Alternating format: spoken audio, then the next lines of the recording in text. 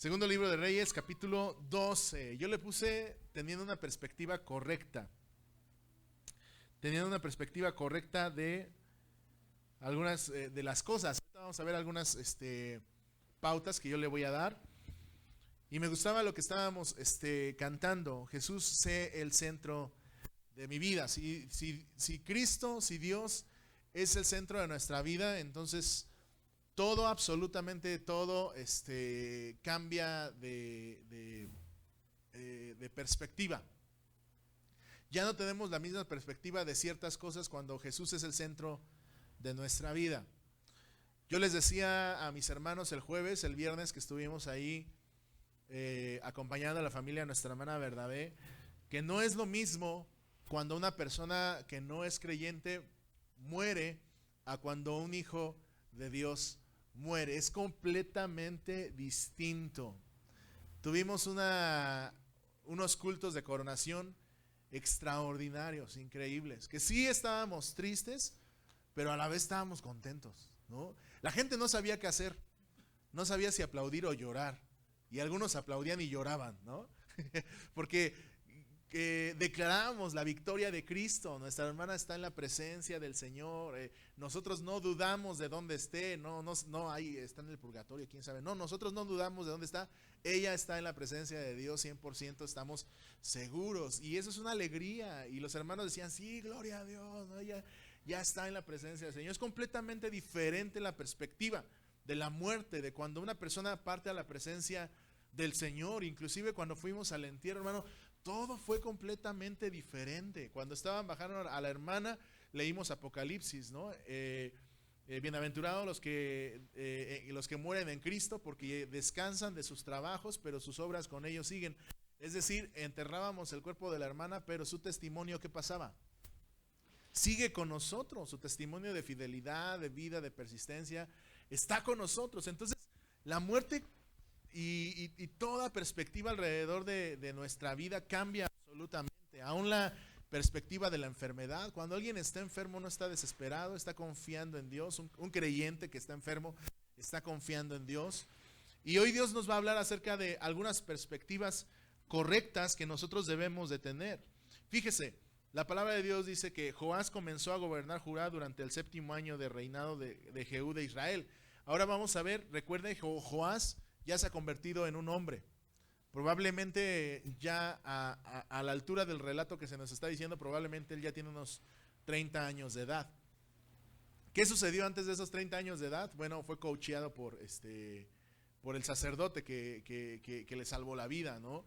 Y ahora a él le toca gobernar. Ahora ya llega un momento donde él tiene que tomar sus propias decisiones. Ya llega un momento donde él tiene que comenzar a caminar un camino propio, ¿no? Y él estaba gobernando y reinó en Jerusalén 40 años. Su madre se llamaba Sibia y era de Berseba. Durante toda su vida Joás hizo lo agradable a los ojos del Señor, porque el sacerdote Joiada lo aconsejaba. Pero aún así no destruyó los santuarios paganos y la gente seguía ofreciendo sacrificios, quemando incienso allí. Cierto día el rey Joás dijo a los sacerdotes: recojan todo el dinero que se traiga como ofrenda sagrada al templo del Señor, ya sea del pago de una cuota, el de los votos o una ofrenda voluntaria. Los sacerdotes tomarán de ese dinero para pagar cualquier reparación que haya que hacer en el templo. Sin embargo, en el año 23 del reinado de Joiada, fíjese, él les designa una tarea. Y después de algún tiempecito, y dice aquí que después del año 23 de su reinado, no sabemos cuánto tiempo, pues él dejó que esta instrucción, pero sí fue bastante tiempecito. Dice, los sacerdotes, aunque no habían reparado el templo. Pueden haber sido 5 años, 10 años o los 23 años, porque recuerde que Joiada estaba, el rey Joás estaba chiquitito, ¿no? Entonces pues había cosas que él no podía supervisar, sino que ya cuando ya maduró, él comenzó a supervisar esas cosas que él tenía que desarrollar. Entonces después, como yo le decía, pasando aproximadamente eran 23 años más los 7 cuando lo pusieron como rey. Entonces estamos calculando aproximadamente que a los 30 años él comenzó a supervisar todo esto. Entonces ya creció, ya tuvo 30 años y lo primero que fue a hacer fue a ver si su encomienda había sido cumplida, ¿no? A ver, yo creo que el templo ya debe estar bien chido, ¿no? Después de 23 años, ¿no? ¿Y qué resulta que encuentra? Que no habían hecho nada los sacerdotes, ¿no? Entonces el rey Joás mandó a llamar a Joiada y a los demás sacerdotes y les preguntó, ¿por qué no han reparado el templo? Ya no tomen más dinero para sus propias necesidades. De ahora en adelante todo debe usarse en la reparación del templo. Así que los sacerdotes acordaron no aceptar más dinero de la gente y también estuvieron de acuerdo en que otros tomaran la responsabilidad de reparar el templo. Luego el sacerdote Joiada tomó un cofre grande, le hizo un agujero en la tapa y lo puso al lado derecho del altar, en la entrada del templo del Señor. Los sacerdotes que cuidaban la entrada ponían dentro del cofre todas las contribuciones de la gente.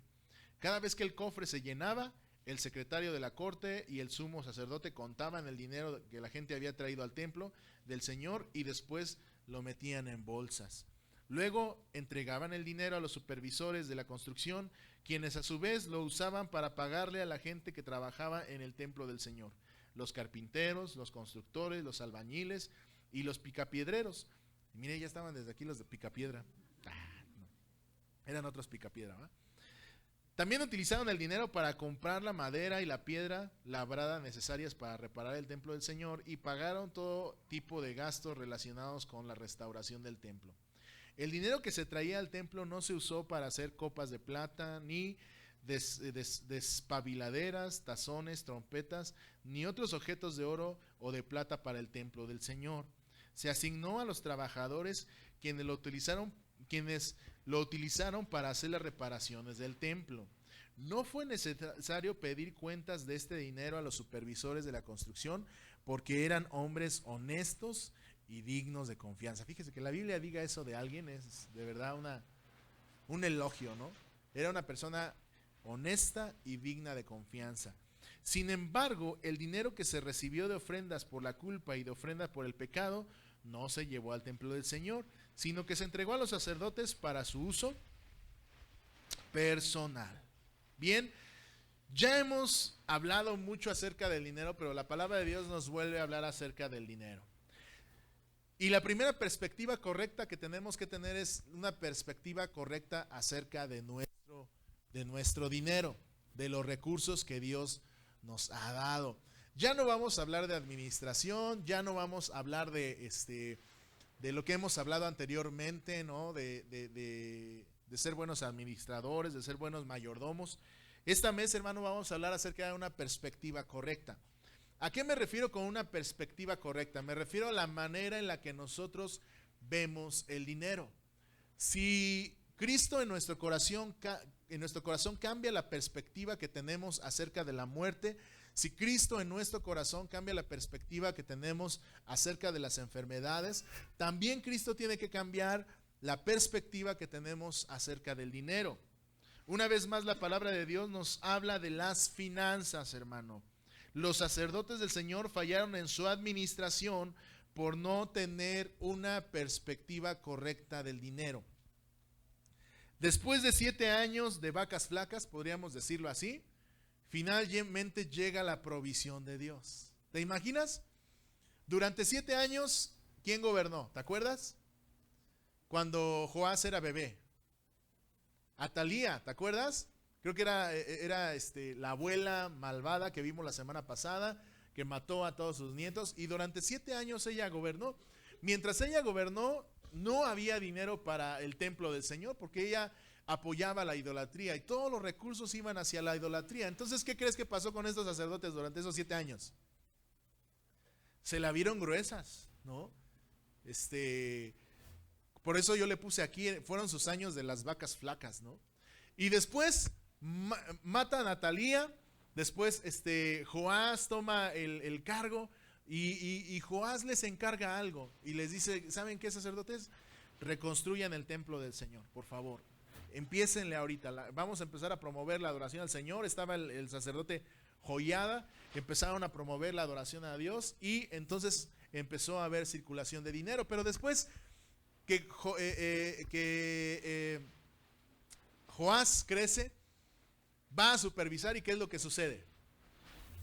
Que no se había hecho absolutamente nada. Ahora, ¿por qué digo que la perspectiva afectó? Porque para los sacerdotes, hermano, el dinero se volvió un motivo de vida. ¿Qué sucede cuando una persona no tiene nada y de repente empieza a tener? ¿Lo ha visto? Lo hemos visto muchas veces, ¿no? ¿Sabe manejar el dinero? No sabe manejar el dinero, ¿no? Le empieza a llegar y dice, no, voy a ser bien sabio para administrarlo, ¿no? ¿Y qué empieza a hacer? Lo empieza a despilfarrar, lo empieza a malgastar, empieza a hacer muchísimas cosas menos lo que de verdad debería haber hecho, ¿no? ¿Sabe cuál es la perspectiva de una persona con dinero? Si usted se pusiera a analizar un poquito de la perspectiva de la gente que tiene dinero, la perspectiva de los que no tenemos dinero cambia absolutamente.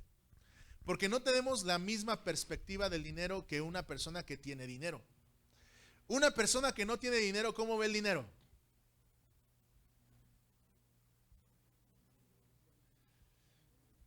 Como si no tengo dinero, pues no como, ¿no? Y anda detrás del dinero, ¿no? A ver a quién le roba, a ver a quién le pide prestado, a ver a quién se tranza, ¿no? De que lloren en mi casa, que lloren en la suya, pues yo lloro, ¿no? No, que ellos lloren, perdón, ¿no? ¿No? Hay algunos que inclusive justifican su necesidad, el robo con su necesidad, ¿no? Ah, ¿por qué te lo robaste? No, pues es que tenía necesidad. Ay, pues brother, ¿tú crees que los demás trabajamos por gusto? Todos trabajamos por necesidad, pero tiene que ver la perspectiva que tenemos acerca del dinero. Por eso es que usted y yo, me encantaría que en esta mañana pensáramos cómo vemos nosotros el dinero.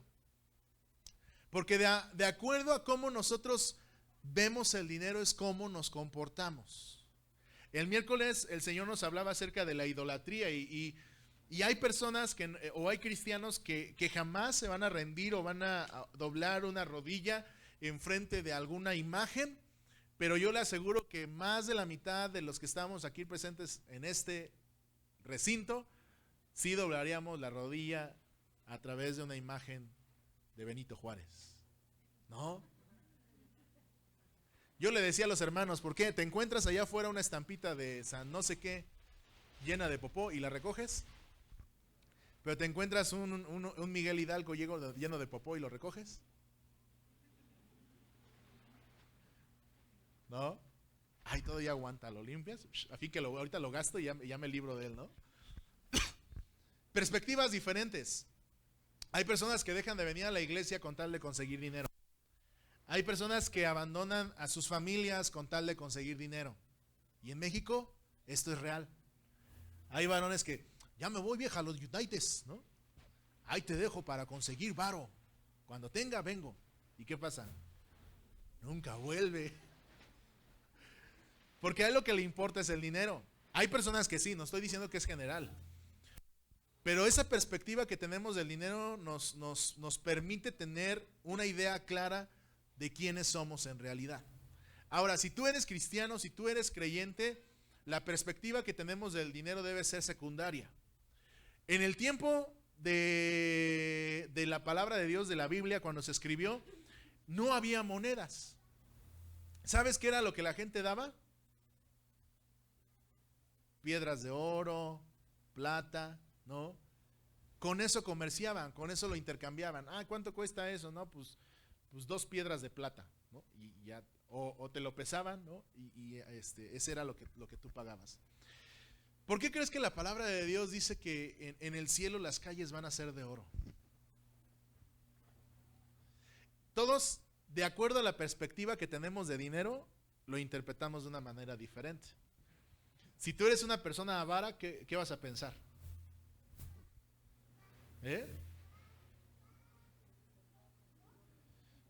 Soy, no, si las calles deben ser de oro, imagínate la casa, no, hombre, acá sí. Pero es una perspectiva terrenal. No estamos pensando en una perspectiva espiritual. Ahora, a mi parecer, cuando tenemos una perspectiva correcta del dinero, lo que Dios está diciendo es que allá no va a importar el dinero.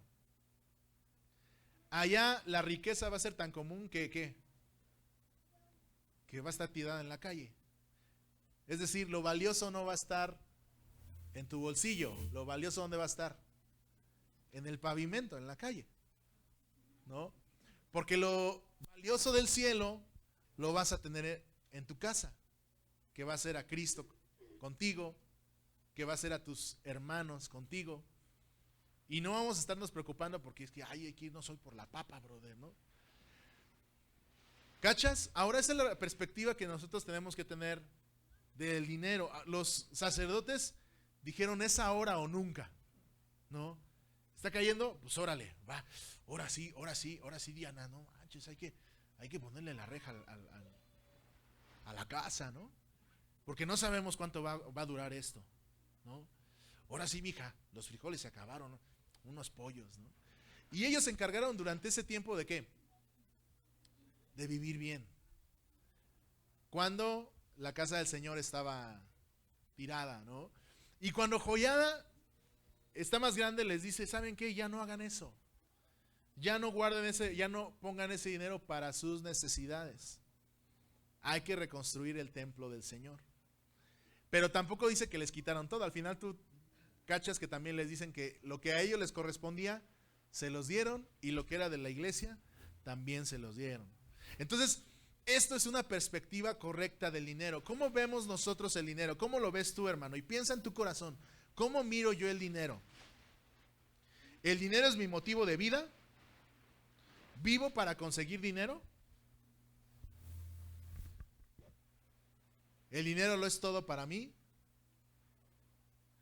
Ahora, te voy a hacer una pregunta. ¿El dinero es una herramienta o yo soy la herramienta del dinero? ¿Ah? ¿No? Ah, ¿verdad? ¿Cómo si nos cuesta trabajo? ¿Qué es el dinero? ¿Una herramienta o nosotros somos la herramienta del dinero? El dinero es una herramienta. ¿Quién usa el dinero? Nosotros usamos al dinero, no el dinero a ti. Ayer presentamos un sketch donde una parte del sketch es que hay un monito que le está haciendo así con dinero a la chava, y la chava está así como que, ay, como perrito, ¿no? Así, tras el dinero, tras la chuleta. Y yo he escuchado también esa frase, ¿no? ¿Cómo está, pastor? Me los encuentro en la calle. ¿Cómo está, hermano? Bien. Aquí buscando la chuleta. Andamos tras del dinero. Ahora, aquí en la iglesia usted me dice otra cosa, ¿no? Pero la realidad de nuestros actos muestran otra cosa distinta, ¿no? Decimos, hey, no, para mí el centro de mi vida es el Señor Jesús, ¿no? Pero hay reunión de oración, ¿y qué hacemos? No, porque tengo que chambear, pastor. Si no, ¿quién le va a dar de comer a mi familia? Ah, ¿no? Nuestras palabras connotan, dan otra perspectiva del dinero. Y eso, hermano, afecta profundamente nuestra relación con el Señor. Después de estas vacas flacas, hermano, finalmente viene un tiempo de prosperidad para estos pobres sacerdotes del templo. Pobrecitos, digo, yo tampoco me gustaría decir, pues qué mala onda, están bien piedras, ¿no? O sea, pobrecitos, me imagino yo el tiempo que estuvieron ahí fieles en el templo y sufrieron a causa de la idolatría de la gente. En los tiempos de escasez, hermano, demostramos nuestra verdadera actitud hacia el dinero. Voltea a la persona que está a tu lado y dile, ahí te habla. En los tiempos de escasez demostramos nuestra verdadera perspectiva del dinero. En otras palabras, enseñamos el cobre, ¿no? ¿Cómo andas? A ver, varones. A ver, varones. Amén, amén. ¿Cómo andas cuando no traes un peso en la bolsa?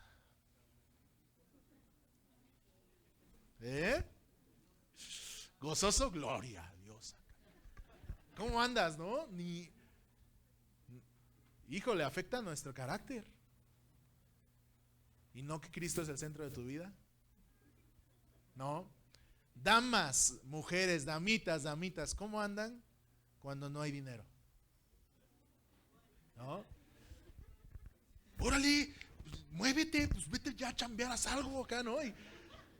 No, molestando al marido acá, ¿no? Yo no sé cómo es, pero tú me lo consigues ¿no? En los tiempos de escasez demostramos nuestra verdadera perspectiva del dinero. Ahora, yo no estoy diciendo que cuando no tengamos dinero, pues vamos a ser personas pasivas, ¿no? No tengo lana, pues ni modo. Ay, porque hay gente que así, que bien conchuda y ni hace nada, ¿no? Pero nuestra actitud, nuestro carácter demuestra cómo nosotros vemos la necesidad. Yo recuerdo, hermano, hay una historia que no se me va a olvidar jamás en la vida. Jamás en la vida. Hubo un tiempo donde mi papá no tuvo trabajo y mi mamá se las arreglaba. Yo me acuerdo que inclusive se iba había un llano ahí cerca de la casa y salió una calabacera. Y había flores de calabaza. Y un día mi mamá, como yo era el mayor, me dice, vente. Y ahí voy yo. Y fuimos a cortar flores de calabaza y comimos quesadillas de flor de calabaza. Sabrosísimas, ¿no? Esa vez. Y yo me acuerdo, hermano, que un día de plano no había ni para comer. O sea, de plano así nada más una tortilla con sal, ¿no? Y yo creo que mi mamá me dijo, pues vamos a sentarnos a comer, niños. Y ya nos sentamos nosotros. Pues yo creo que yo era el mayor y pues a mí me caía más el 20. Mis hermanos no sé si se acuerdan o no. Pero a mí sí me caía el 20. Y yo decía, ¿qué me hace que mi mamá? O sea, da gracias a Dios por una tortilla. Y yo dije, bueno, y ya cerré mis ojos. Gracias Dios por el alimento que tú nos das. Amén, ¿no? Cuando decimos amén, hermano, tin, tin, ya estaban tocando el timbre, ¿no? Y ya mi mamá abre la puerta y estaba la señora Chela. Se llamaba Isela, no porque fuera muy borracha, le decíamos Chela porque se llamaba Isela, pues, ¿no? Y llegó con dos bolsotas del mandado así, una de un lado, otra del otro. Y, señora Coti, ¿qué cree? ¿Qué? Que mi marido me dijo que mañana nos vamos a Acapulco, dice. Y yo ya había comprado toda la despensa de la semana, ¿usted cree? Y nosotros, qué mala onda, ¿no? Ese brother. Le vengo a dejar mi despensa porque no, prefiero que usted se la aproveche a que se me eche a perder, ¿no? Wow, hermano, yo empecé a ver la provisión de Dios de otra manera. Se fija. Ahora, ¿cómo vemos nosotros el dinero? Afecta nuestras reacciones cuando no tenemos dinero. Ahora, ¿por qué lo estoy diciendo en esta mañana, hermano? Porque si acabamos de cantar, si el centro de mi vida es el Señor, entonces nosotros debemos de aprender a confiar en Dios. Porque hay personas, híjole, no he tenido chamba en toda la semana, pero me cayó una justo el domingo, ¿no? Señor, pues tú sabes. ¿Perspectiva qué? Acerca del dinero, de los recursos. ¿De verdad Dios es el centro de mi vida? ¿De verdad Él es mi prioridad? ¿O el dinero es mi prioridad? ¿O trabajamos para el dinero o el dinero trabaja para nosotros? Ahí está la diferencia de nuestra perspectiva del dinero. O trabajamos para tener dinero o el dinero trabaja para nosotros. Y ya hablamos de esto en una predicación. ¿Se acuerda lo que yo le dije? ¿Cómo el dinero trabaja para nosotros? A través de una inversión. Buscar la manera de invertir ese dinero para que nos produzca algo. Pero si nosotros solamente trabajamos por el dinero, entonces Roberto Kiyosaki escribió un libro que se llama El hombre más rico, padre más rico, padre rico, padre pobre. Y en este libro él dice que estamos como los hámsters, ¿no? ¿Ha visto usted un hámster en una jaula?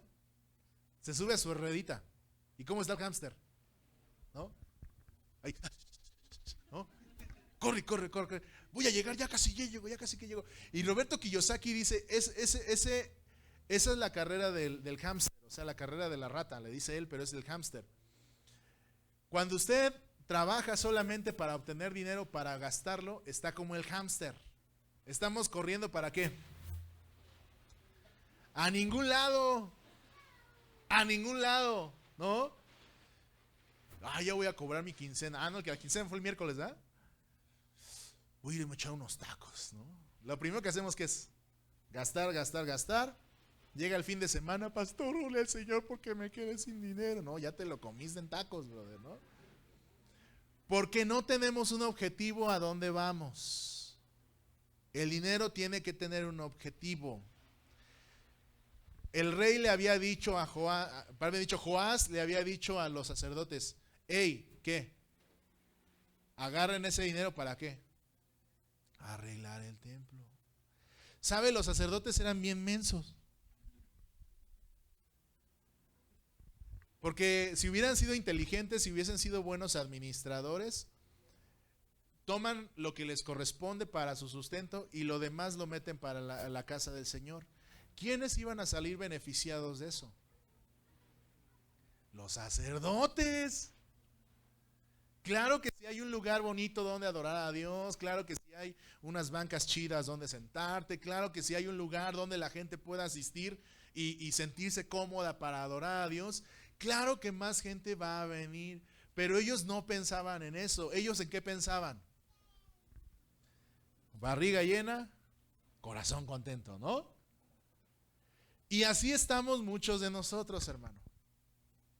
Nosotros pensamos que el objetivo principal de este mundo es que nuestras necesidades sean suplidas.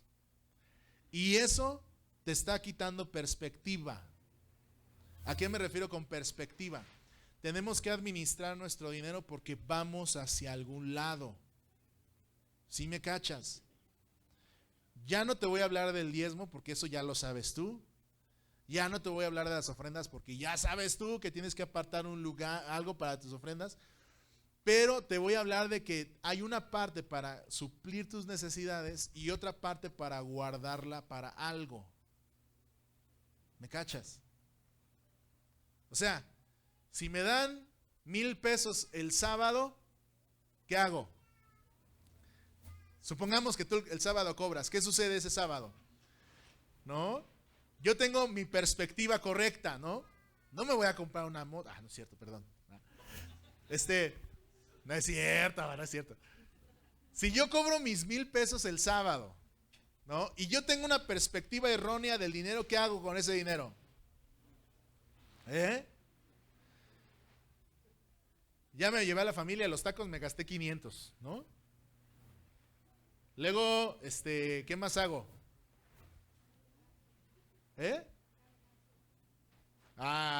Doy el gasto, ya me llevé otros 400, ¿no? Me quedan 100 y pues hay para los juguetes de los niños o para los dulces de los niños, ¿no? Fíjese, hermano. Digo, yo no critico a la gente, trato de no hacerlo.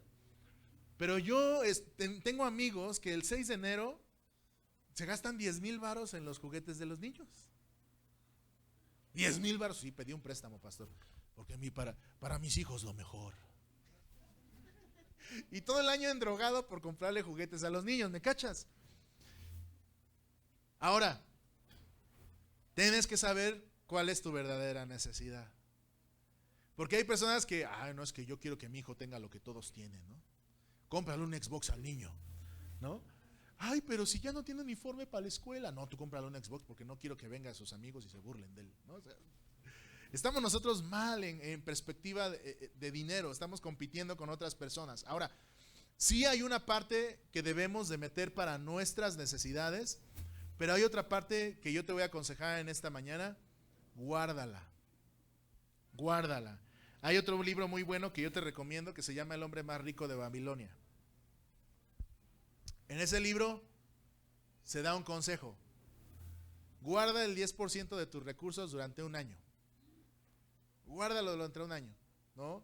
¿Cuánto será? Haz rápidamente tu cuenta. ¿Cuánto será el 10% de tus recursos, no? Otra vez, si son 1,000 pesos, ¿qué pasa? Son 100 pesos, ¿no? ¿Y qué sucede si tú guardas 100 pesos semanales durante un año? ¿Ya hicieron la cuenta? Ya me dio la respuesta acá, pero yo quiero que usted haga. Saque los dedos. ¿Eh? ¿5,000 qué? 5,200 pesos. ¿Sale? Cuando llega el fin de año, usted tiene 5,200 pesos guardados, ¿no? Puede ser una rica cena de Navidad o puede invertirlo. Puede invertirlo, ¿no? Me voy a comprar 5 pares de zapatos y los voy a vender y los voy a revender, ¿no? A eso se refiere. Nosotros podemos hacer que el dinero trabaje para nosotros siempre y cuando nosotros tengamos un objetivo para el dinero. Un objetivo para el dinero. Hoy vamos a orar, pero también en la casa siéntese a pensar. Siéntese a pensar. Y si son jóvenes, ¿verdad, jóvenes? Siéntense a pensar. ¿No? Voy a guardar mi dinero, voy a dar lo que le corresponde al Señor. ¿Sale? Dios nos da lo suficiente para suplir nuestras necesidades, pero también nos da a Dios lo suficiente para cumplir algunos objetivos. O confiamos en Dios o confiamos en el dinero, hermano. ¿En quién está puesta su confianza? ¿En Dios o en el dinero? Otra vez, la respuesta en la iglesia es obvia, ¿no? Pero la respuesta en los tiempos de necesidad es completamente distinta. ¿Cacha? No podemos ser deshonestos con el dinero y decir que confiamos en Dios, hermano. Ay, perdóneme si le piso un callo, discúlpeme, pero no podemos ser deshonestos con el dinero y decir que confiamos en Dios. No puede usted decir que confía en Dios y deberle dinero a medio mundo. No puede decir usted que confía en Dios y andar transando a medio mundo. No. No podemos decir que confiamos en Dios y estafamos a otros. No. La perspectiva que tenemos del dinero también, hermano, influye en nuestro trato hacia los demás. ¿Está lloviendo? Ok, bueno, ahí nada más los chavos de alabanza nos ayudan ahí. Es una ironía, hermano. Fíjese, en esta porción de la palabra de Dios hay una ironía. ¿Te das cuenta cuál es esa ironía? Es una ironía que los trabajadores sean más honestos que los sacerdotes. ¿Sí lo viste? Que a los trabajadores no se les pidió cuenta, ¿por qué? Eran honestos. Y fíjate, esto es una ironía y es triste a veces, hermano, que hay personas que no asisten a una iglesia y que son más honestas con el dinero que a veces los que vinimos a la iglesia y que decimos confiar en Dios y somos deshonestos con el dinero.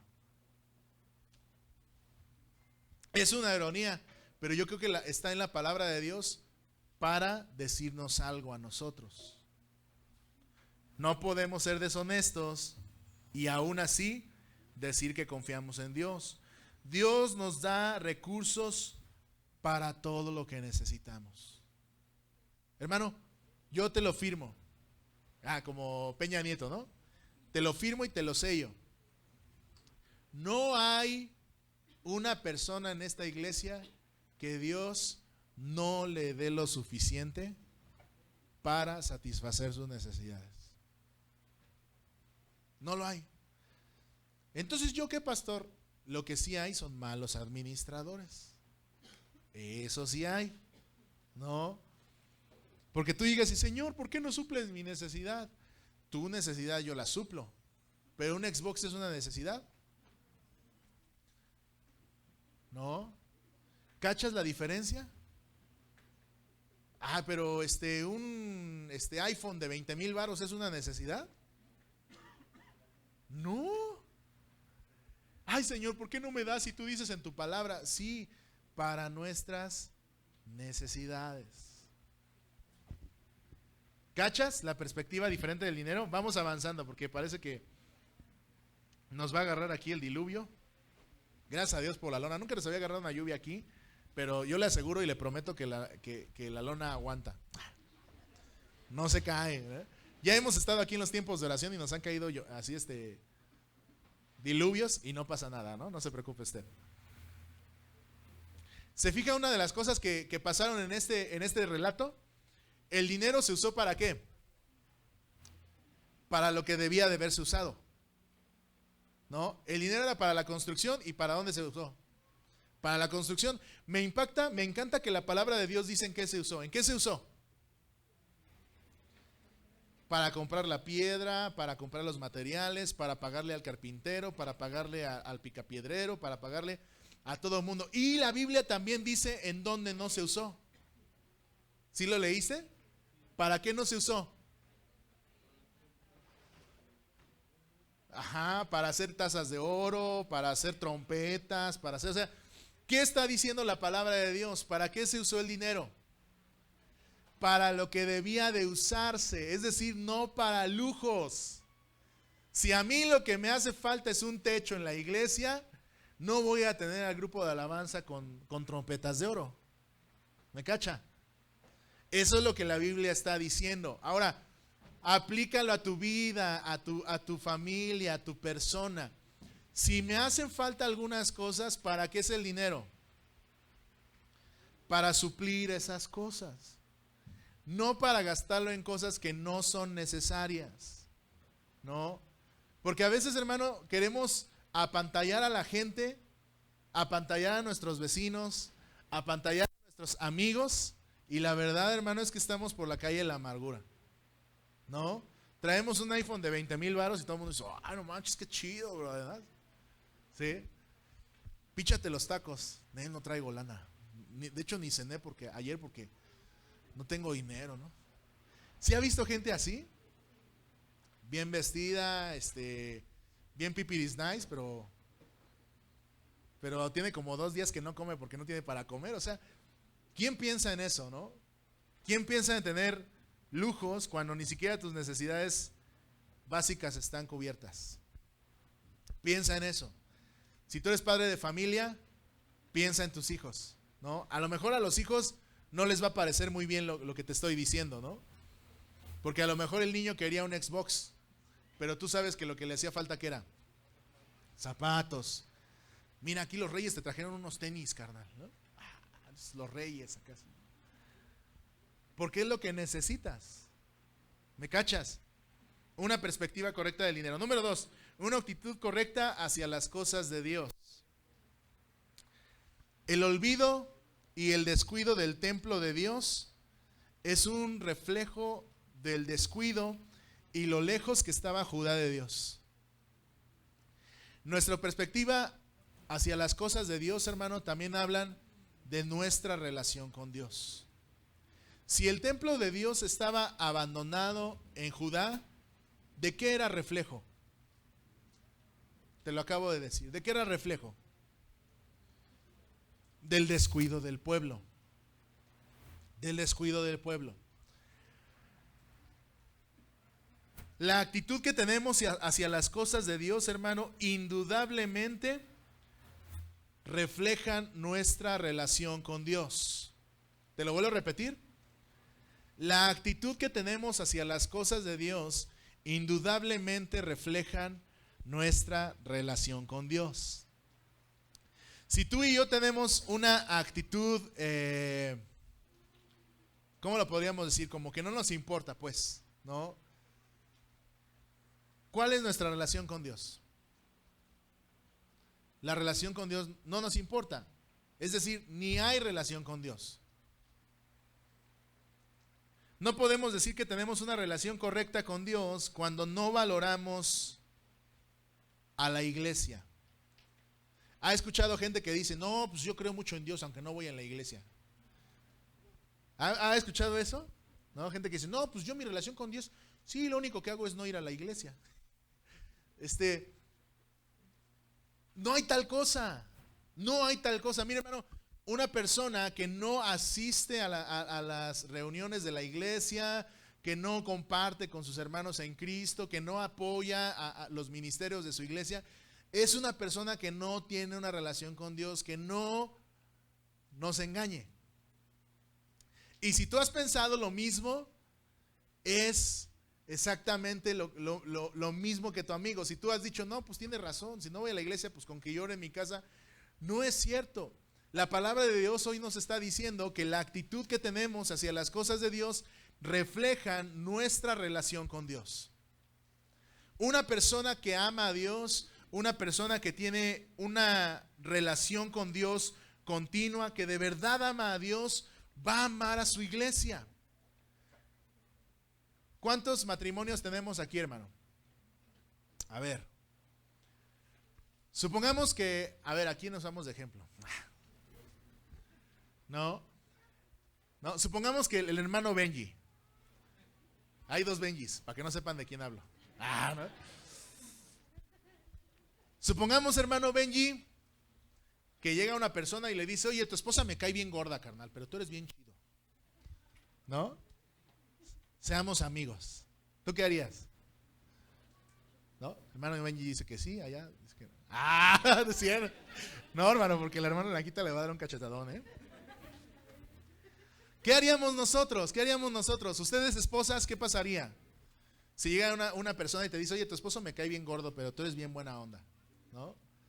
¿Tú tendrías una amistad con esa persona? Algunas esposas sí dirían, ¿no? Pero la mayoría de nosotros no lo haríamos. No lo haríamos, porque no podemos ser amigos de una persona que desprecia a nuestra pareja, ¿no? ¿Qué pasa cuando tú invitas a tu amigo a comer a la casa y nada más está viendo feo a tu esposa, ¿no? No puede ser eso, no es posible eso. De la misma manera, hermano, no podemos decir que somos amigos de Dios y ¿qué? Despreciar a la esposa. Porque hay gente que hace eso. Hay gente que dice: no, Dios, tú y yo sí. Tu iglesia anhele. ¿Y sabes qué hace el Señor? Lo mismo que tú y yo haríamos. Pues si no con mi esposa, pues conmigo tampoco. Es una falsedad, hermano. Es una falsedad de aquellas personas que dicen tener una relación con Dios y no aman la iglesia. Y no aman a sus hermanos en Cristo. Y no participan dentro de los cultos. Segundo de Samuel 24:24. Vamos a abrir nuestra Biblia, por favor, ayúdenme del lado izquierdo. Primera de Crónicas 21:24, de este lado, del lado derecho. Y Éxodo 36 del 3 al 7, ¿vale? Vamos a empezar a movernos para que no se congele. Ya estamos a punto de terminar, no se preocupe.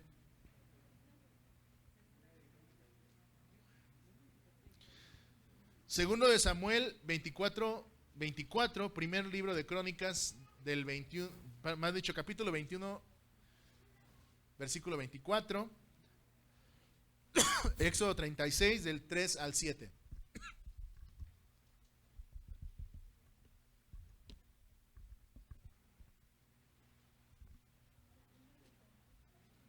Segundo libro de Samuel 24:24. Fíjese, lo mejor de nuestro dinero, la excelencia de nuestro servicio, la prioridad de nuestra vida, siempre deben ser hacia las cosas de Dios. Y hermano, aquí sí quiero que me ponga atención, muy, muy importante.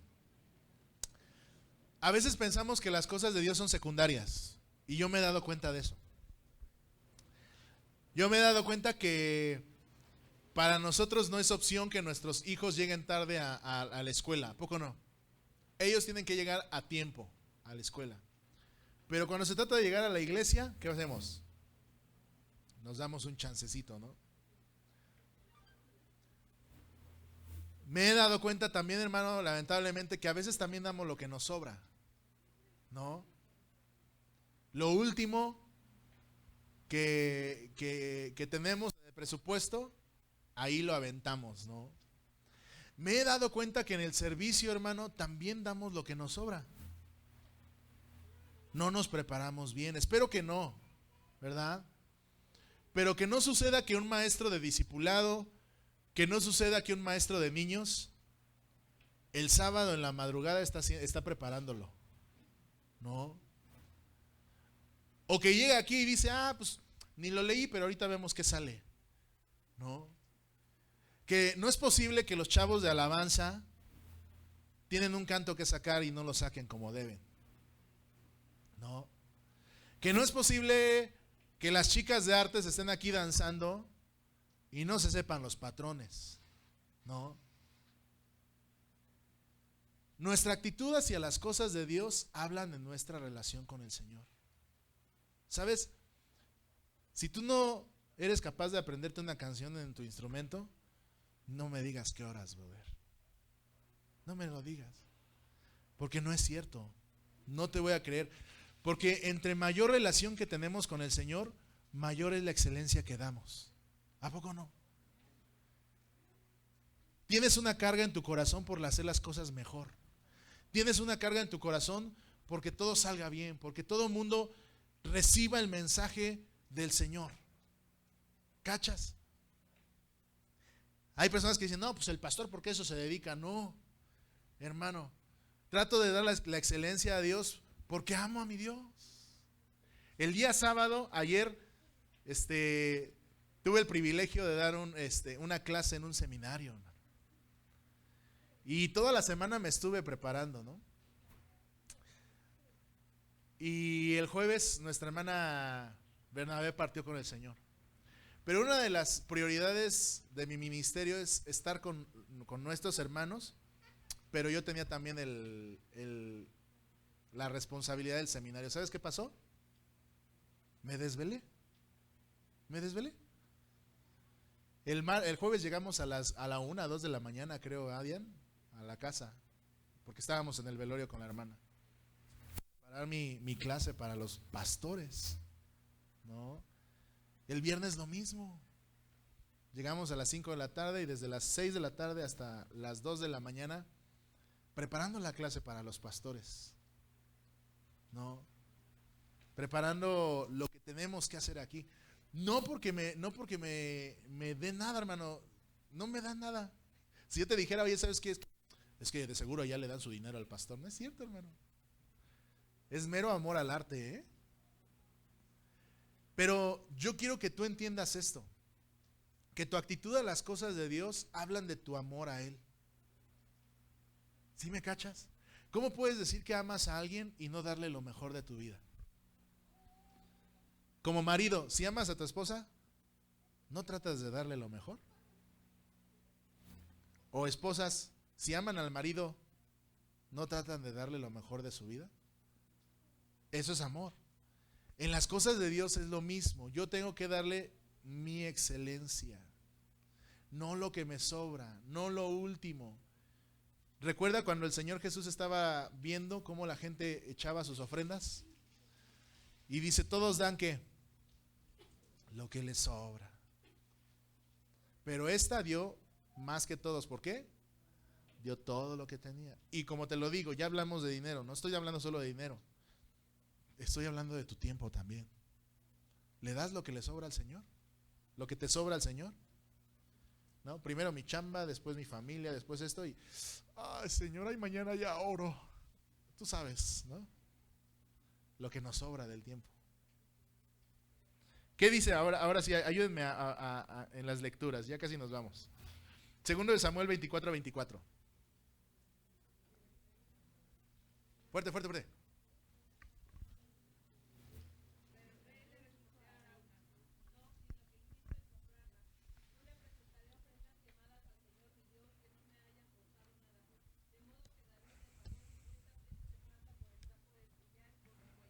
Ok. Dice, no le daré nada al Señor, ¿qué? No me cueste. Y queremos darle al Señor lo gratis, ¿no? Lo que no nos genere ningún problema. Pero David decía, no le voy a dar al Señor nada que no me cueste. Esto me costó, Señor, es para ti. ¿Sale? Seguimos con Crónicas. ¿Quién tiene Crónicas? 21:24. Primero.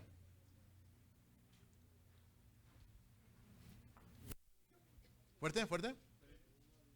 Pero el rey David respondió, te lo agradezco, pero tengo que comprarlo todo por el precio exacto, pues no te voy a quitar lo tuyo para dárselo al Señor y ofrecerle un holocausto que no me haya costado nada. Muy bien, sale lo mismo que leímos. Entonces, Éxodo 36 del 3 al 7. Este sí lo voy a leer con usted porque la verdad ay.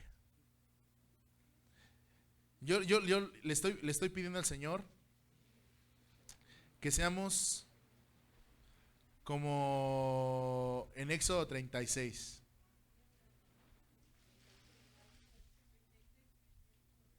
36 versículos del 3 al 7.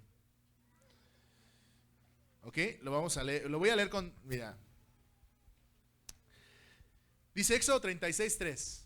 Es una historia impactante, hermano, la verdad. Dice: Moisés les entregó los materiales que el pueblo de Israel había donado como ofrendas sagradas para completar la construcción del santuario. Te voy a hablar un poquito del contexto. Dios le dice a Moisés que construya un santuario, y entonces Moisés va y le dice al pueblo: hey, vamos a construir el santuario del Señor, cada quien que done lo que quiera.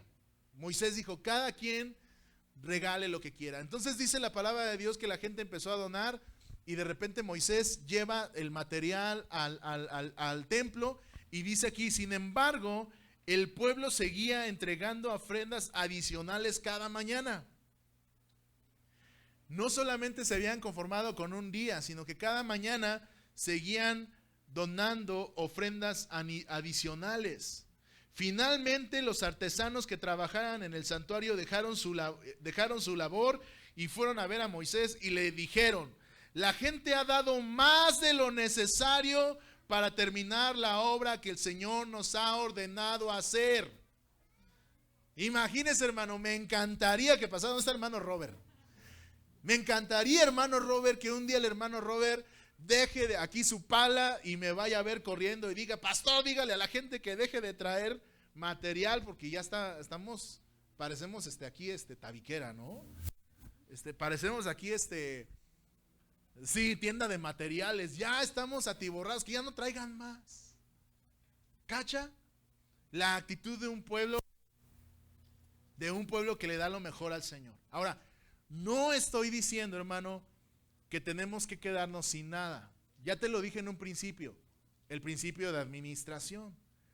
No dejaron a los sacerdotes sin comer. Simplemente, ¿qué dijeron? Lo de la construcción a la construcción, y lo de ¿qué? El sustento de los sacerdotes al sustento. Tú tienes que hacer lo mismo. Lo que es de Dios a Dios, lo que es para mí, y lo que es para invertir. ¿Me cachas?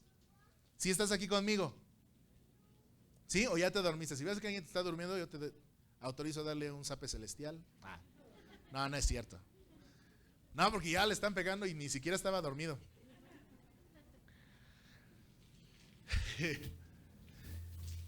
Como te digo, no solo estoy hablando de dinero, estoy hablando de tu tiempo, estoy hablando de tu esfuerzo, estoy hablando de que lo que hagas, hazlo lo mejor posible para Dios.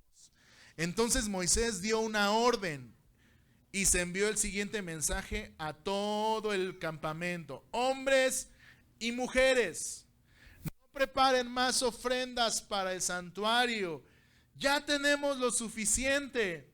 Por lo tanto, la gente dejó de llevar sus ofrendas sagradas.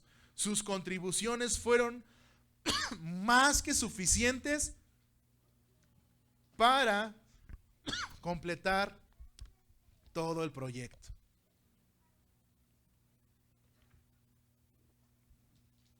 ¿Qué diferencia, va?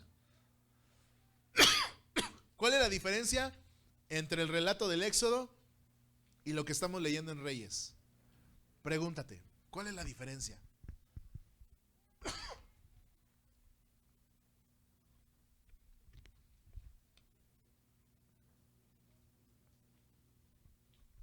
¿Ah? ¿Cuál es la diferencia entre lo que estamos leyendo en Reyes y lo que acabamos de leer en Éxodo? En Reyes, el santuario está descuidado. En Éxodo, hay más que suficiente. ¿Cuál es la diferencia? ¿El dinero? No. Ahora, yo te voy a preguntar, ¿quién tenía más dinero? ¿El pueblo del Éxodo o el pueblo de Reyes? No, había más dinero en Reyes, porque en Reyes ya tenían casas establecidas, porque en Reyes ya tenían un gobierno, porque en Reyes ya tenían una organización. Y en Éxodo, ¿de quién se trataba? Puros esclavos. La diferencia no es la condición económica. Discúlpame. Porque tú me vas a decir, no, pues hasta que yo tenga. No es cierto, hermano. No es cierto. Porque yo he visto gente muy pobre servir apasionada a Dios. También he visto gente con dinero servir a Dios. Y también he visto gente pobre que me dice, no, pastor, yo cuando tenga serviré. Y cuando tiene, no sirve de todas maneras. ¿Cuál es la diferencia? La disposición, la actitud del corazón, ¿no? Cómo yo veo el dinero y cómo yo veo que las cosas de Dios.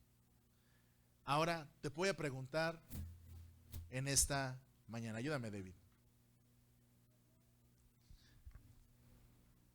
¿Qué es más importante para ti? ¿El dinero o las cosas de Dios? ¿Qué es más importante? Qué bueno que no me respondes. Eso significa que estás pensando. Porque si es el dinero, no, tan lejos que estás de Dios, mi querido hermano. No. Por eso Jesús decía, cuán difícil es que un rico entre en el reino de Dios. Pero no estaba hablando del dinero, estaba hablando del corazón del rico. Porque cuando el rico llegó le dijo, ¿qué tengo que hacer, Señor, para ser perfecto? ¿No? Y el Señor le dice, obedece los mandamientos. Ah, eso yo los hago, ¿no? Y después le dice, ¿quieres ser perfecto de verdad? Y le dice, ve y vende todo lo que tienes y ¿qué? Dalo a los pobres. Y ahí sí ya no pudo. ¿Sabes qué le estaba diciendo? ¿Qué le estaba diciendo Cristo a ese hombre? Dale lo mejor de ti, ¿a quién? A tus hermanos. Y él no quiso. Entonces, hermano, qué bueno que no me respondiste. Eso significa que tú tienes que pensar qué es lo que mueve mi vida. Porque si mi vida la mueve el dinero, hermano, vamos a un camino muy, muy duro, muy difícil. Y no pueden haber dos señores en tu corazón. O es Dios Señor de tu corazón, o es el dinero el Señor de tu corazón. La última parte de Reyes dice de la siguiente manera, fíjate.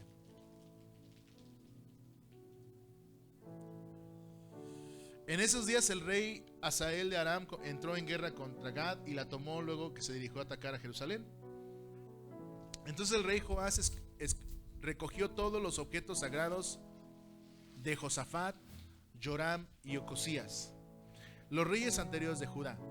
Había dedicado junto con los que él mismo había tomó todos los objetos sagrados que él mismo había dedicado después de que le envió todo a Hazael junto con el oro que había en los tesoros del templo del Señor y en el palacio real. Como resultado, Hazael suspendió su ataque a Jerusalén.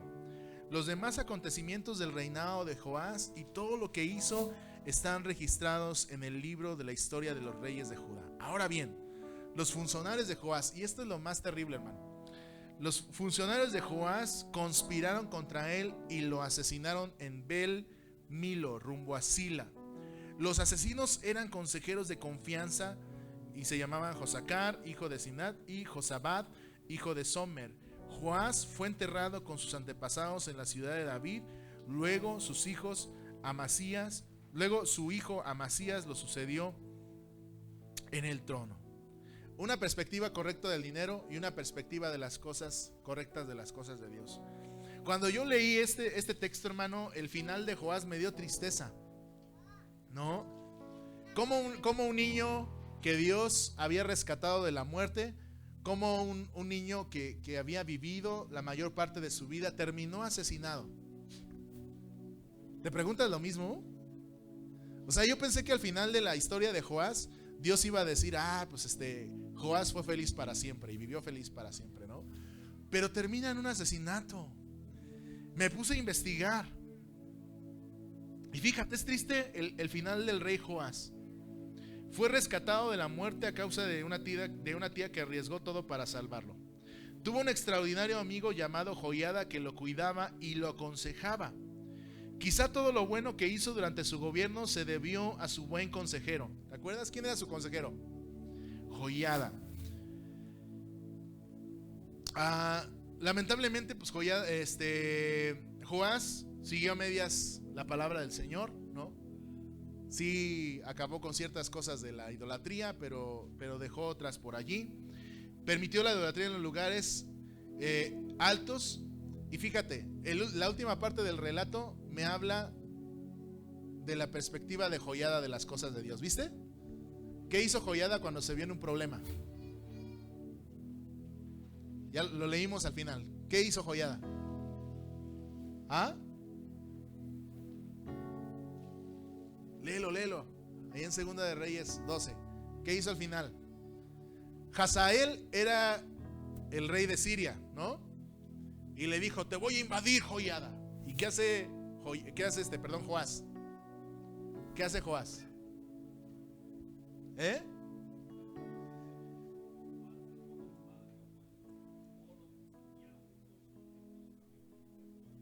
Exacto. Junta todo el dinero y aún el dinero que se le había metido al templo. Fíjate qué es lo que hace, ¿no? Hasta ahí va bien, ¿no? Joiada quería reconstruir el templo, pero cuando se viene un problema, ¿qué es lo que hace? Agarra lo que le pertenece al Señor y ¿qué? Con tal de salir de la bronca. ¿Te ha pasado? ¿No? Híjole, Dios, hoy no voy a diezmar porque mañana tengo que pagar la letra del dinero que presté para irme a Acapulco, ¿no? Hay gente así, ¿no? Que por salir de una bronca toma lo que no le pertenece. Ahora, estamos hablando de ofrendas y diezmos, pero también hay gente que toma lo que no le pertenece, ¿no? Que roba, que en el momento más difícil de su vida entrega todo lo que tiene para salirse con la suya, ¿no? Y Joiada hace eso. Y yo dije, Señor, ¿a poco por eso lo asesinaron? Yo dije, ay, se me hace muy mala onda, ¿no? Porque yo creo que todos hemos hecho eso, ¿no? Aquí alguna vez en nuestra historia de vida hicimos eso, ¿no? Agarramos lo que le pertenecía a Dios para pagar algo y salir de una bronca. Y yo dije, sí, Señor, fue por eso.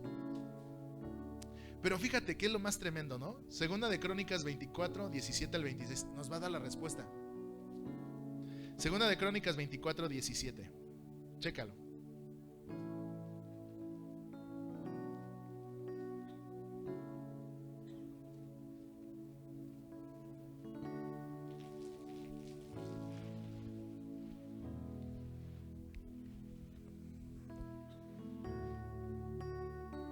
Yo dije, ¿de veras, Señor? Joiada murió porque fue porque no fue honesto en sus finanzas. Pero fíjate, en 2 de Crónicas 24, 17 nos va a dar la verdadera razón de por qué Joiada murió. Chécalo, dice, perdón, Joás, me confundo entre Joiada y Joás. Después de la muerte de Joiada, ¿quién era Joiada? El sumo sacerdote. ¿Qué hizo Joiada por Joás? Lo salvó de la muerte, lo cuidó, lo aconsejó. Bueno, fue la tía, ¿no? La que lo salvó, pero Joiada lo metió en el templo, lo cuidó, lo aconsejó. Fíjate. Después ya no vemos a Joiada en la línea porque Crónicas nos está diciendo que Joiada murió. Por eso ya no lo vemos al lado de Joás. Los líderes de Judá fueron y se inclinaron ante el rey Joás y lo persuadieron para que escucharan sus consejos. Decidieron abandonar, ¿qué? El templo del Señor, Dios de sus antepasados. Fíjate, hermano, ay, esto es lo más terrible, ¿no? Construyeron un templo ¿para qué? Para abandonarlo. Hermano, yo de verdad cuando leí esto le dije, Señor, que no nos pase lo mismo, ¿no?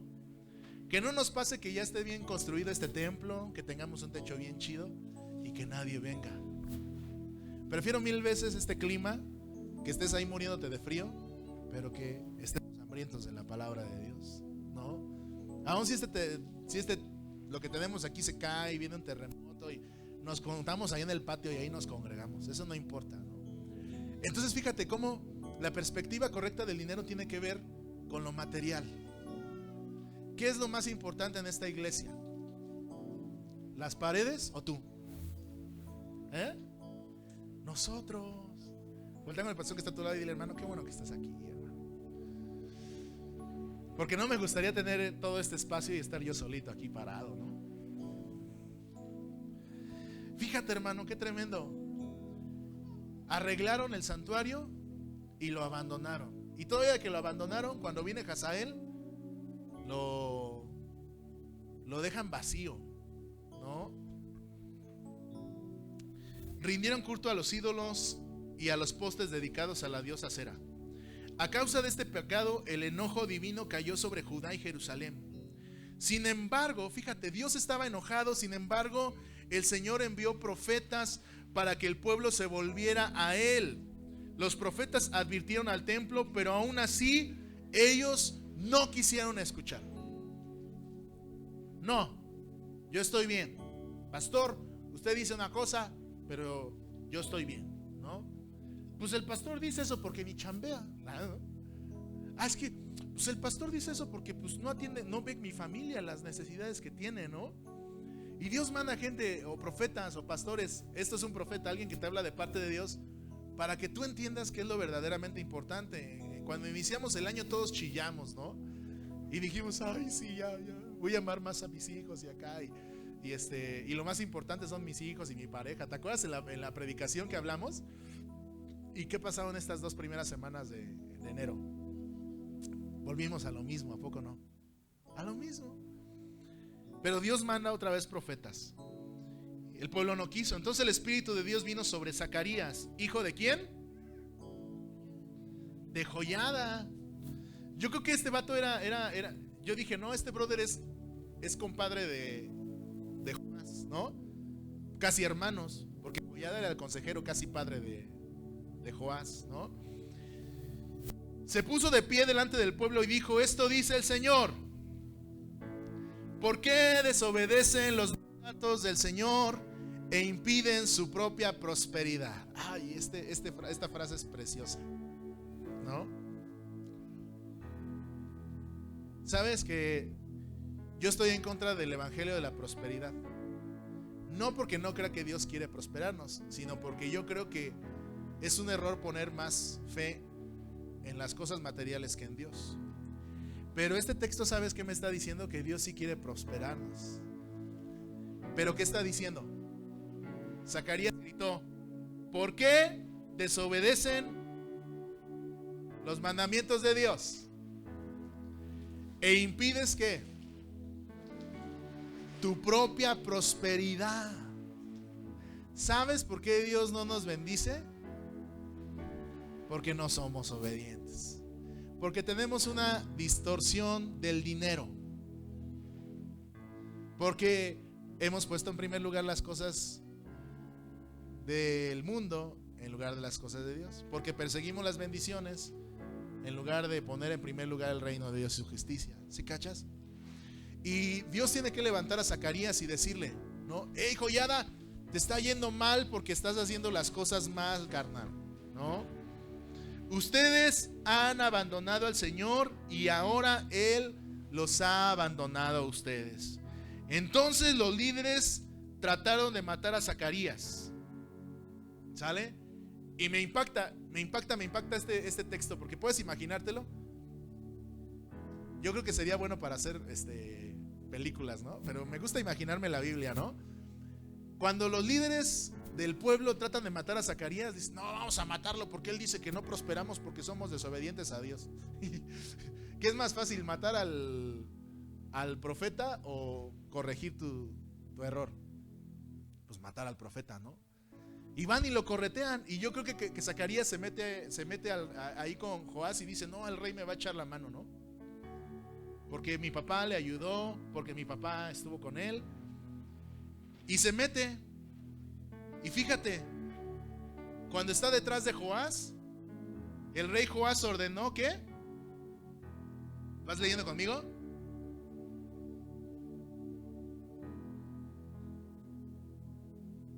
Ok. El versículo 21 dice: y el rey Joás ordenó que lo mataran a pedradas en el atrio del templo del Señor. Hermano, eso fue lo más terrible. Zacarías fue para que su amigo el rey ahora le salvara la vida, ¿no? ¿Te acuerdas que mi jefe te ayudó cuando eras chico, ¿no? ¿Y qué hace Joás? Mátenlo. Y entonces mataron a Zacarías a pedradas. ¿Por qué? Por decirle al pueblo que por su desobediencia estaban pobres. Tan tan. Así fue como el rey Joás pagó a Joiada, ¿qué? Por su lealtad, dice. Y ahí yo entendí, hermano. Ahí yo entendí. ¿Por qué mataron a Joás? ¿Por qué asesinaron a Joás? No. Porque Joás pagó la lealtad de Joiada con la muerte de su hijo. En lugar de defenderlo, lo manda a matar. Las últimas palabras de Zacarías al morir fueron: que el Señor vea lo que ellos hacen y venga mi muerte. Y bueno, ya lo que sigue es lo mismo que te dije hace rato. Sus propios líderes conspiran contra el rey y lo asesinan. Entonces Joás no muere a causa de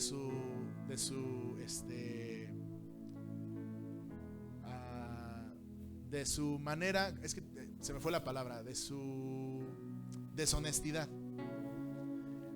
Joiada muere porque fue un traidor hacia la persona que le ayudó cuando fue pequeño. Fue mal agradecido. Ahora, cuando nosotros cachamos en esto, la perspectiva del dinero cambia, ¿no? Si cachas, todo esto va envuelto en una misma línea. Y yo te lo he dicho, ¿por qué damos a Dios? Por gratitud. Por gratitud y porque amamos también nuestra iglesia, porque amamos a nuestra gente. ¿Por qué darle la excelencia a Dios? Porque amamos a nuestra iglesia, ¿verdad, chavos de alabanza? Si no aman a la iglesia, pues sigan tocando. Bien. Las chavas de artes, ¿verdad? Si aman a su iglesia, ¿qué deben de hacer? Hacerlo mejor. Y ese es el corazón del servicio, hermano. Mientras demos la excelencia a Dios, hermano, no importa lo que esté a nuestro alrededor, ¿no? Si tú creías que ahorita iba yo a decir que ofrendáramos más para la iglesia, no. Podríamos tener una iglesia así bien padre, pero como leímos, ¿no? La gente se había ido. Pero mientras nosotros tengamos un corazón para amar a Dios y para amar a nuestra gente, esta iglesia va a seguir para siempre. Entonces, dos cosas que yo te quiero dejar en esta mañana, ¿no? Ama a Dios con todo tu corazón, con todas tus fuerzas, ¿y qué? A tu hermano como a ti mismo. Ponte de pie y vamos a terminar. Cierra tus ojos ahí donde estás. Dile: Señor,